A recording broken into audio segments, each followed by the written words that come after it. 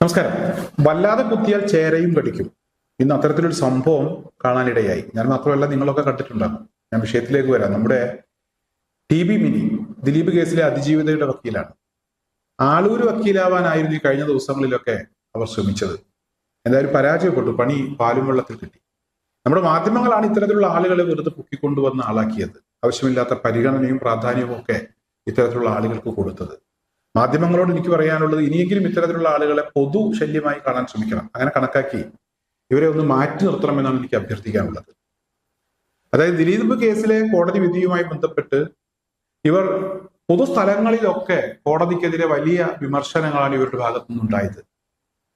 കോടതിയെയും അതുപോലെ തന്നെ അത്തരത്തിലുള്ള നിയമ സംവിധാനങ്ങളെയും ഒക്കെ വിശ്വസിക്കുന്ന സാധാരണക്കാരായിട്ടുള്ള ആളുകളുടെ മനസ്സിലേക്ക് ഈ കോടതി വിധിയുമായി ബന്ധപ്പെട്ടൊക്കെ അതിനെ തെറ്റിദ്ധരിപ്പിക്കുന്ന വിധത്തിലുള്ള ഒരു മെസ്സേജാണ് ഇവർ കൊടുത്തുകൊണ്ടിരുന്നത്.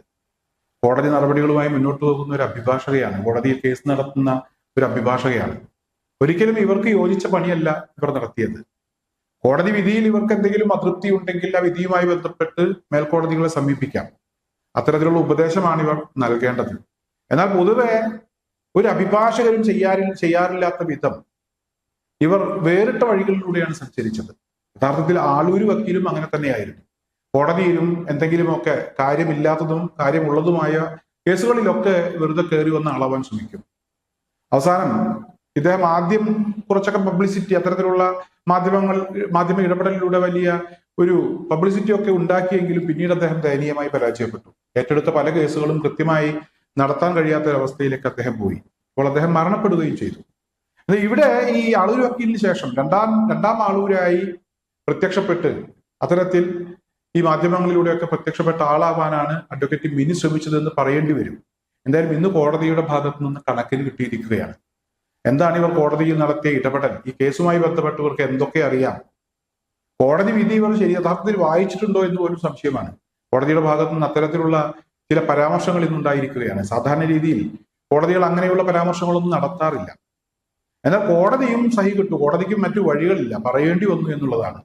ഇവിടെ കോടതി അലക്ഷ്യ നടപടിയുമായി ബന്ധപ്പെട്ടൊക്കെയുള്ള വാദം കേൾക്കുന്നതിനിടെയാണ് കോടതി അത്തരത്തിലുള്ള ചില പരാമർശങ്ങൾ നടത്തിയത്.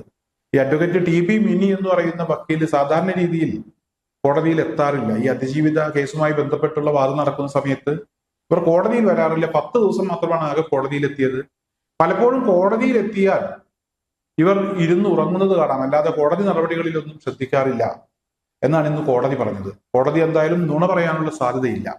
എന്തായാലും ഇത്തരത്തിൽ കോടതിയുടെ ഭാഗത്തു നിന്നൊരു പരാമർശം ഉണ്ടായപ്പോൾ ഒരു കോടതിയും അങ്ങനെ പറയാൻ പാടില്ല എന്നാണ് അഡ്വക്കേറ്റ് ടി.ബി. മിനി പറയുന്നത്. ഈ ടി.ബി. മിനി ഇത്രയും കാലം പറഞ്ഞു നടന്ന കാര്യങ്ങളൊക്കെ പറയാൻ പാടുണ്ടോ? ഒരു വക്കീൽ എന്നുള്ള നിലക്ക് അത് പറയുന്നത് ശരിയാണോ? ഈ വക്കീലെന്നല്ല, ഈ രാജ്യത്തെ നിയമ സംവിധാനങ്ങൾക്കെതിരെ, ജുഡീഷ്യറിക്കെതിരെ ഇങ്ങനെ പൊതുനിരത്തിലൊക്കെ മൈക്ക് വെച്ച് കെട്ടി അല്ലെങ്കിൽ മാധ്യമങ്ങൾക്ക് മുന്നിൽ വന്നിരുന്നുകൊണ്ട് ആ നിയമ സംവിധാനങ്ങൾ ഏറ്റവും കൂടുതൽ ആ നിയമം അറിയാവുന്ന ഒരു വക്കീല് തന്നെ കോടതിയെ തെറ്റിദ്ധരിപ്പിക്കും വിധത്തിലുള്ള പല പ്രതികരണങ്ങളും അവരുടെ ഭാഗത്തുനിന്നുണ്ടായി. അത് ശരിയാണോ എന്ന് മിനി ആദ്യം ഒന്ന് അന്വേഷിക്കണം, അല്ലെങ്കിൽ അത്തരത്തിലൊന്ന് ചിന്തിക്കാൻ തയ്യാറാകണം. മാധ്യമങ്ങൾ ഇപ്പോഴും അവർ പറയുന്ന കാര്യങ്ങളൊക്കെ ഇങ്ങനെ പ്രചരിപ്പിക്കുന്നുണ്ട്.